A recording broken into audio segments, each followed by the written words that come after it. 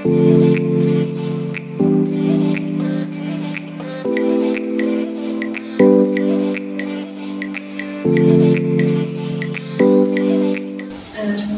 Adi Dahlan dari Prodi PDSD semester 5, izin wawancara Ibu terkait dengan profesionalisme guru. Pertanyaan pertama, bagaimana guru dapat terus meningkatkan kemampuannya agar dapat memberikan pengajaran yang bermutu? Caranya yang pertama kita harus melakukan terus ya, melakukan pengembangan diri ya. Sekarang kan lagi gencar-gencarnya PMM ya. Nah itu kita bisa pelajari atau pelatihan mandiri di dalam PMM tersebut. Ya di zaman sekarang jangan sampai kita sebagai guru sampai ketinggalan zaman gitu ya. Jangan sampai anak didiknya udah ibarat kata ya gitu udah tinggal landas, sedangkan gurunya mesti tinggal di landasan seperti itu ya. Jadi kita dapat meningkatkannya itu yang pertama bisa dalam melakukan pengembangan diri, terus kita bisa juga berbagi ya sama teman-teman rekan sejawat seperti itu mungkin ya. Kemudian apa peran pengembangan pribadi dan pelatihan bagi guru dalam meningkatkan tingkat profesionalisme mereka? Ya, tadi ya berkaitan dengan soal yang pertama ya. Jadi untuk pengembangan diri itu kita bisa meningkatkan mutu dalam mengajar kita gitu ya. Terus kita juga bisa terus berinovasi juga dengan mengikuti kegiatan pelatihan itu sendiri gitu ya. Di dalam di dalam PMM juga di situ sudah ada kan webinar. Nah sebenarnya webinar itu juga bisa untuk meningkatkan kita dalam pengembangan diri kita untuk mengajar gitu ya. Itu. Kemudian bagaimana cara guru untuk bisa menginspirasi siswa sehingga siswa itu bisa aktif belajar dan juga berpartisipasi ketika kegiatan pembelajaran? Ya, untuk bisa menginspirasi mungkin pertama ya guru itu bisa kita sebelumnya melakukan diagnosis awal gitu ya. Dengan cara kita melihat dari hasil diagnosis itu kita bisa melihat tipe belajar siswanya itu sendiri kayak gitu ya. Misalkan siswa itu termasuk siswa yang kinestetik, terus auditori ataupun psikomotor gitu ya. Nah dari hal tersebut, kita bisa lihat tuh, kita bisa tentukan nantinya dari konten pembelajarannya misalkan ya gitu, dari proses pembelajarannya. Jadi kita memberikan pembelajaran itu sesuai dengan kebutuhan siswa itu sendiri. Jadi siswa itu ketika kita memberikan sesuai dengan kebutuhannya, nanti bisa siswanya itu aktif gitu ya dalam pembelajaran seperti itu. Misalkan anak yang lebih suka ke visual, misalkan kita berikan video pembelajaran, mungkin nanti anaknya akan lebih semangat lagi gitu untuk belajarnya seperti itu. Jadi jadi kebutuhan murid itu terpenuhi terlebih dahulu sehingga kita bisa mengaktifkan siswa itu untuk lebih berperan aktif dalam pembelajaran seperti itu mungkin. Kemudian apa sih keterlibatan guru ketika kegiatan ekstrakurikuler gitu sehingga bisa berdampak positif pada mutu pendidikan? Jadi ketika guru berperan aktif dalam ekstrakurikuler, mungkin setiap siswa itu pasti berbeda-beda ya.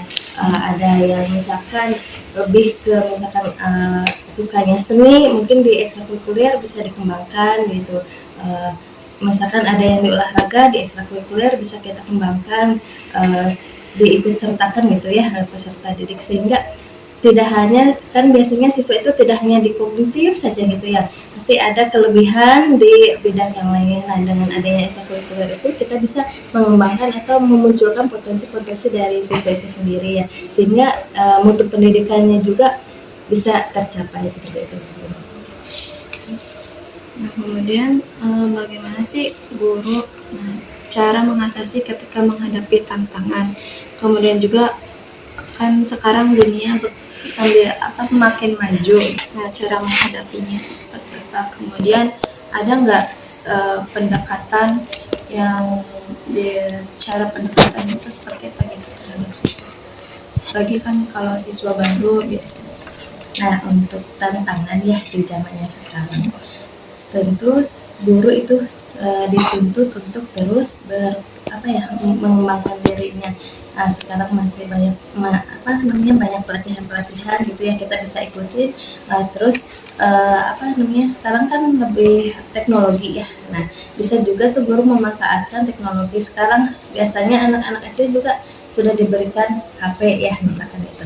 Nah, kita bisa manfaatkan dengan HP tersebut untuk melaksanakan pembelajaran. Bisa kita gunakan misalkan Canva ya kayak gitu, Quizzes gitu, terus dan media pembelajaran interaktif lainnya gitu dengan memanfaatkan HP tersebut. Jadi si anak itu kan tantangannya anak itu kan biasanya HP terus. Nah, bagaimana sih caranya mensiasati biar tidak HP terus? Nah, kita ambil positifnya dengan memanfaatkan HP itu bisa digunakan untuk media pembelajarannya seperti itu ya. Tapi mungkin hal tersebut tidak dapat digunakan mungkin ya kalau misalkan kelas rendah, kelas 1, 2, 3. Kalau di kelas 4, 5, 6 mungkin bisa saja gitu ya. Karena kan kelas 1 biasanya memegang HP itu harus dalam pengawasan kayak gitu ya, jadi tidak memungkinkan. Jadi kalau misalkan di kelas tinggi bisa tuh kita dari tantangan tersebut gitu ya, bisa memanfaatkan itu jadi hal yang positif gitu. Nah, untuk pendekatannya sendiri ya mungkin kita lebih ke jadi jangan memberikan pembelajaran yang konvensional, seperti bisa menggunakan pendekatan yang lebih bervariatif lagi. Itu mungkin. Kemudian kan biasanya antar guru itu ada kolaborasinya. Nah, itu kolaborasinya sudah sejauh mana sehingga dengan kolaborasi tersebut bisa meningkatkan efektivitas dari kegiatan pembelajaran. Sejauh ini kolaborasi kita gitu ya untuk rekan sejawat sudah cukup baik. Misalkan kan di sini ada yang guru senior, mungkin dari segi pemanfaatan digital belum bisa. Nah, ada guru A yang lebih bisa gitu ya, jadi bisa berkolaborasi memanfaatkan teknologi. Yang misalkan ya guru yang senior itu yang mengajarkannya nanti dibantu dengan yang guru A gitu ya, misalkan yang lebih bisa gitu ya, kita saling berkolaborasi. Ada juga misalkan di sini kan sekarang udah ada pembelajaran bahasa Inggris kan. Nah, misalkan yang guru A itu kan emang tadi lulusannya bahasa Inggris gitu, jadi basicnya emang udah bahasa Inggris, jadi berkolaborasi dengan guru bahasa Inggris yang emang belum ya gitu, belum bahasa Inggris tadinya gitu, maksudnya belum terlalu paham cara pembelajaran bahasa Inggris ya, jadi saling bertukar pikiran gitu, berbagi praktik baik juga gitu. Dulu misalkan ya waktu pembelajaran bahasa Inggris menggunakan metode ini gitu. Jadi lebih kolaborasinya di sini sudah cukup bagus ya gitu antara sesama rekan guru gitu. Saling sharing ya. Iya. Kemudian apa strategi yang dapat digunakan guru untuk membina hubungan positif dengan siswa dan juga orang tua? Nah, untuk membina dengan hubungan dengan siswa dan orang tua, yang pertama itu dengan siswa. Kita sebagai guru gitu ya, memposisikan diri sebagai teman gitu sama siswa agar tidak ada jarak antara guru dan siswa gitu ya. Jadi kita bisa masuk ke dunia siswa gitu. Nah, kemudian juga ketika misalkan ada permasalahan gitu, kita juga bisa memposisikan diri sebagai manajer. Maksud manajer di sini ketika ada masalah, si siswa itu tidak langsung dihabis gitu atau kita diberi hukum, tapi kita sebagai manajer gitu kita menstabilkan identitasnya dulu, terus memvalidasi tindakan yang salahnya dulu kayak gitu. Kemudian kita menanyakan keyakinan kelas yang sudah disepakati, kemudian mendapatkan solusinya gitu.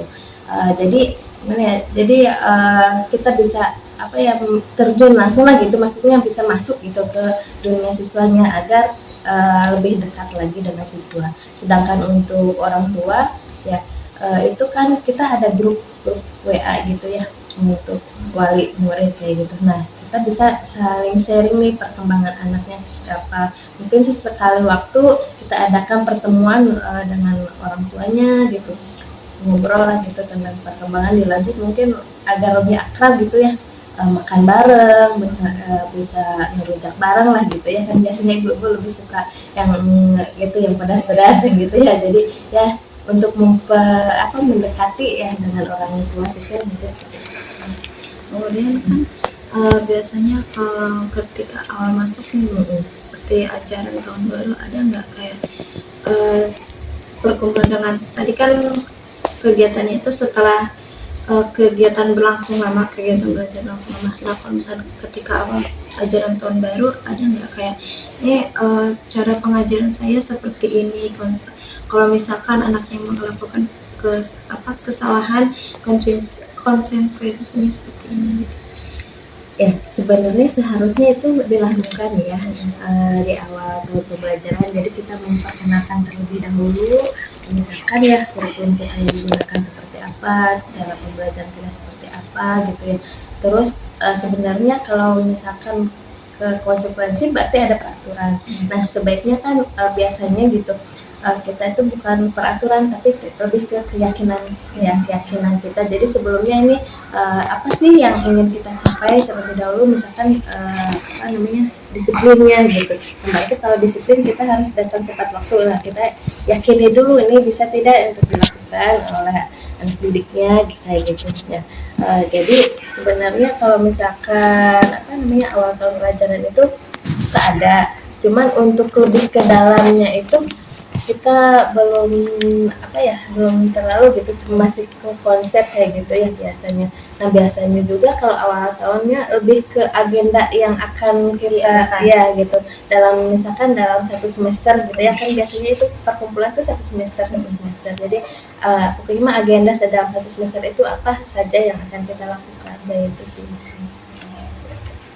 Kemudian kan kalau sekolah biasanya ada mentor atau pembimbing ya yang ke sekolah. Nah menurut Ibu ada nggak sih dengan kegiatan tersebut bisa memberikan dampak positif pada perkembangan, terutama pada profesionalisme gurunya? Ya tentu ya, biasanya kalau di sekolah di SD ya untuk mentor atau pembimbing biasanya sekitaran guru ini sendiri gitu ya. Jadi guru sekolah itu sendiri. Nah, jadi dengan adanya mentor atau pembimbing itu ya tentu bakal meningkat, karena apa?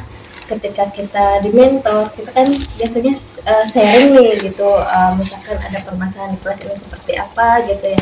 Nah, biasanya dengan mentoring itu bisa tercerahkan gitu ya dari permasalahan itu. Selanjutnya juga kan biasanya kalau misalkan di akhir semester gitu kan suka diadakan supervisi ya. Di situ juga ada pembimbingnya, ada mentornya. Dilihat dari cara kita mengajar misalkan gitu, terus dilihat dari administrasinya juga gitu ya kita. Nah itu bisa menunjukkan kinerja kita gitu ya. Jadi bisa meningkatkan profesionalitas. Apa sih peran dari refleksi diri dalam upaya meningkatkan mutu pengajaran seorang guru? Fungsi dari